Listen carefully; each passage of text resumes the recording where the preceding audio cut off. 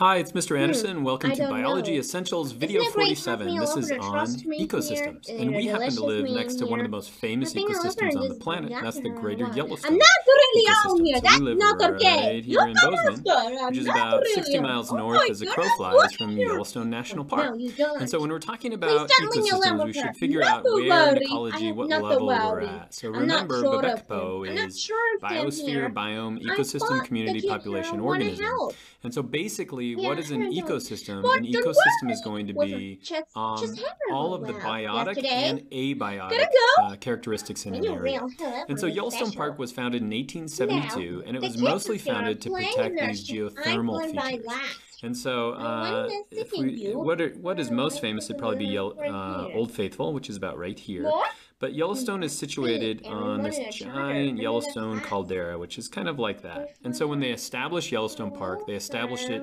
just to protect No worries. the I'm not sure geothermal of features, them so the hot guys. springs, the boiling Just mud, and all upset of that. it's But what they ended up doing, luckily, is preserving one of the the most pristine ecosystems on our planet. And so so Yellowstone Park, if I look over on this map, if I were to trace it, it's about right here. So this is right on the corner of Wyoming, and it goes into Montana and Idaho over here. But if you look at around here, there's all these national forests, and so we eventually have this giant ecosystem, which is kind of in this brownish area. They didn't really start talking about it as an ecosystem until the 1970s when they were studying grizzly bears, and they found that grizzly bears were in trouble. But this was kind of where they ranged. So this was their range, but you can see over here that we're not sure what an actual ecosystem is, how big it is, and how big we should make that. What's interesting is that this is all a national park, and these are national forests around it. But once we move out into here, we're moving into private land. And so there's an interesting kind of conflict that comes up when we move from national land to land that's actually owned by people. The wildlife isn't, but the land surely is. And so it's a hard thing to maintain. But even with all of that, Greater Yellowstone ecosystem is the most pristine ecosystem in the northern latitudes, especially in North America, that we have. So it's pretty cool. And it's nice to live right next door. So basically in this podcast, I'm going to talk about ecosystems and how they're affected by their environment. Remember, they get energy from the sun, but the matter has to be recycled. And so the combination of energy coming in and then the matter, especially carbon, being recycled, we come to a new term here that's called primary productivity. So depending on where you are on the planet, you have either a high level or a low level of primary productivity. Basically what that is the producers in an area. It's how much biomass they're laying down. As a result of that, we have these very complex reactions, and so those are called food chains. It's basically a feeding chain, and if we get more complex, that's called a food web. But remember, every organism that's living in an ecosystem is adapted to that environment and those specific constraints. Now, sometimes there will be impacts on a ecosystem, and so those impacts can be biotic or abiotic. Remember, they could be living or non-living, but basically what that does is create competition. And so all populations are limited by the amount of availability of these resources that they have. And so eventually all populations will undergo logistic growth. Now, if we let things run naturally, they tend to fit a regular balance or find an equilibrium. But lots of times humans will make changes, and those changes can have very quick impacts on an ecosystem, and sometimes can lead to extinctions. And so let's get started. Let's first start by defining what primary productivity is. Primary productivity, as I mentioned just a second ago, is how much livable mass is being laid down by the producers in an area. Remember, the producers are going to be those things that do photosynthesis. And so they're using energy, and then they're weaving matter together to make life. And so if we look on our planet, we find here in the ocean, we're going to have, this is measuring the amount of chlorophyll A, we're going to have a higher primary productivity here and here than we are right at the equator. And that has to do with the currents in the ocean. So we need nutrients, and we also need availability of light. Obviously, in the Sahara, we're not going to have a lot of primary productivity, but we're going to have more as we move up into this area, the coniferous forest, or for sure in the rainforest. And so what do we measure primary productivity in? Well, it's grams of carbon per meter squared per year. In other words, if we were to go out in this prairie and mark 1 meter, so we'll say 1 meter area like that, in 1 year, it's the amount of carbon that would be added. Now, how is that carbon being added? We're taking in carbon dioxide from the atmosphere, we're using light from the sun, and then we're making it into livable material. And so it's easy to measure in an area like this. Just put a quadrant down and measure that. Sometimes it's harder if you're in this would be a terrestrial area or an ecosystem. This would be an aquatic area. So when you're in water, lots of times it's harder to measure the matter that's being created. So sometimes we'll measure the gases that are being produced. So we can look at the oxygen that's being produced in an aquatic environment. So right here, we're going to have higher levels of oxygen being created because the producers are taking that carbon dioxide and making it into matter. So primary productivity is going to be just a measure of how much life can be created in an area. Food chains measure where this life goes. And so if we start here, on the right side, I've got what are called trophic levels. And so we should define what a trophic level is first. Trophic just means an eating level. And so the lowest level, trophic level 1 we call that, are going to be producers. And so if we're looking at a food chain here in Lake Ontario, what are the producers going to be out in this lake? It's mostly going to be algae. So what they're doing is converting energy from the sun into livable material. And so we would call this trophic level 1, or sometimes we call these producers. Okay. So if we go to the next level, trophic level 2, these are going to be consumers. And so consumers, remember, can't make their own food. They have to get their food from somewhere else. And so if we were to do a food chain, the food chain is going to go like that.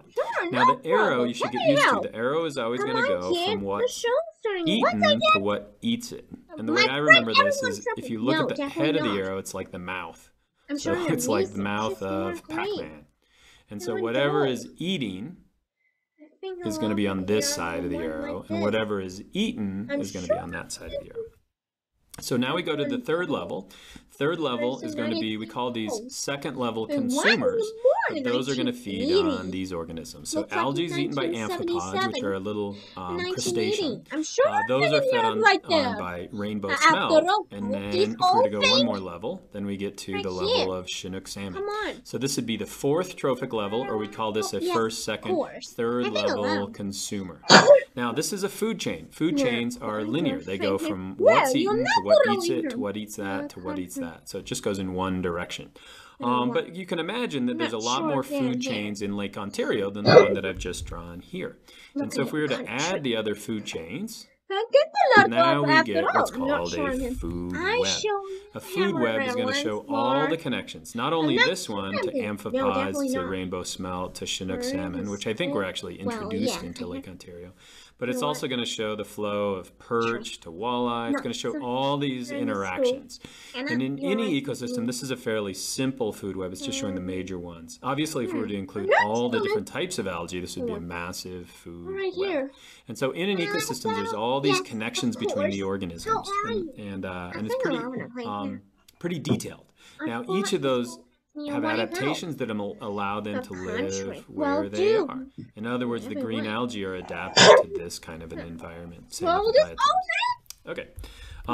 Next thing I need to talk about is growth. And we mentioned this when we talked about communities and how populations grow. In general, all growth is going to be exponential. So if we were to go with amphipods, they're going to create more amphipods, and eventually we get exponential growth. I could use a color that you can actually see. So we get exponential growth like that. But the problem is, as you start to grow, there start to be limiting factors. Pretty soon, you're too crowded, there's not enough food, there's competition, there's also going to just be drought, there's going to be meteorological, geological changes that can limit that growth. And so all growth will eventually become logistic. In other words, it's eventually going to reach what we call a limit. In science, we call that K, or K stands for carrying capacity. So carrying capacity is going to be the maximum level that an ecosystem can support of a specific population. Now, it's not going to be linear like this. This is just using a mathematical representation. Obviously, populations are going to bounce up and down, and they're going to bounce up and down on this carrying capacity. But in general, all populations will undergo that. Let's look at some real populations. So not sure if wolves you're were reintroduced into Yellowstone Park in I'm not 1995. Everyone's So they the put some choice. packs there. This is actually a wolf picture of is one of the first real wolves loud. coming out of the enclosure. They're They brought them gray from wolf. Canada. And they left them in an enclosure for months, if I remember, because they didn't want them just to like run back to Cantaloupe. Canada. So they eventually released Cantaloupe. them. And let's look at what their Sure. population has grown. So blue is all the wolves in Yellowstone God. Park, and then the other two bars are just in different areas. But if we look at the population growth is varied a little bit, but it's gone up and down and up and down and up. And so what's it doing? Well, you can see that this part was more exponential growth, and now it's approaching what's called logistic growth. In other words, there's just a certain number of wolves that you can actually support in Yellowstone Park. If we were to draw in what the K value is, I would say K value so far looks like right about here, maybe around 140, 150 wolves that Yellowstone Park can support. Now, those wolves are moving outside of the park as well. There's competition that happens then. So this is the same thing. Here is that growth of wolves. So the wolves are going to be on this side. So their population went up. They've gone down, up, down. They'll probably go up. So it's just going like that. So on this side, we've graphed the wolves. Well, yeah, But let's look at what has happened to the elk population. So the elk population is going to be listed on the other side.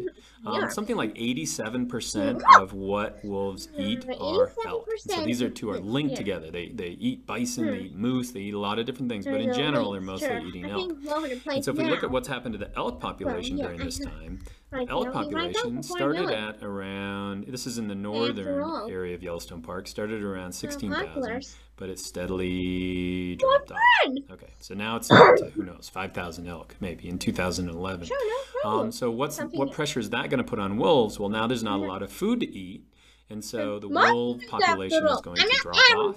As the wolf population drops off, they're going to feed on less elk. And so there's probably going to be this predator-prey relationship between the two, where the elk population will start to make a comeback. It'll drop off like that. And then if we look at the wolf population is going to follow that as well. And so we reach what's called a equilibrium. Now this is great for wolves, not great if you're an elk hunter in Montana, because the population has gone from 16,000 down to like 5,000. So as they move out of Yellowstone Park, as wolves move into that area that's private, like I mentioned at the beginning, and there get to be real human issues and impacts with that. Last thing that I want to talk about relates to humans then. So humans can have huge impacts on an ecosystem, and not knowingly we can make big changes. So let me tell you the story of the white bark pine. White bark pine is going to be found in Yellowstone Park. If we look at where it is, here's present day white bark pine. So it's usually going to be found in higher areas. But basically it's a sturdy kind of a pine that can deal with lots of snow and really cold temperatures. But they'll produce pine nuts during the year. And those pine nuts are gathered up by squirrels. So the squirrels love to grab the pine nuts. They dig and create these middens, which are just like a stash of a bunch of these pine nuts. They'll feed on those during the winter, but sometimes they forget where they are. And a lot of the time, those middens are, middens, I think M-I-D-D-E-N-S, are raided by grizzly bears. So grizzly bears will move up into these areas. And they'll raid these middens, and so it's a big part of their food supply before they start to hibernate in the winter. And so what's happening? Well, global warming, so changes to the global climate or climate change is creating warming conditions in Yellowstone Park. And this is projections of what will happen to the white bark pine population if we just get a moderate increase in temperature. They can't deal with that, and so the white bark pine is going to drop off. As a result of that, squirrels aren't going to have any nuts that they can actually stash. Grizzlies aren't going to have that. And so you can see that this food chain is tied to the environment, tied into in this case, it's going to be the overall temperature. And so human impacts are so fast, so global climate change is so fast that it forces pressure on all the species within that ecosystem and all those connections, a lot of the ones we don't even know.